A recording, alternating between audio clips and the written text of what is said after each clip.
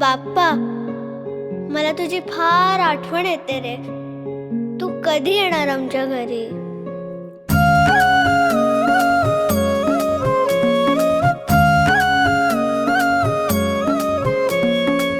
देवा तुझ्याच साठी उघडून दार, वाट पाहून झाली फार. चिंता हरून देवा थकला असणार, दे माझ्या खांद्यावर भार. थोडा इथं टेकून जा, घास खाऊन माझ्या हातातला.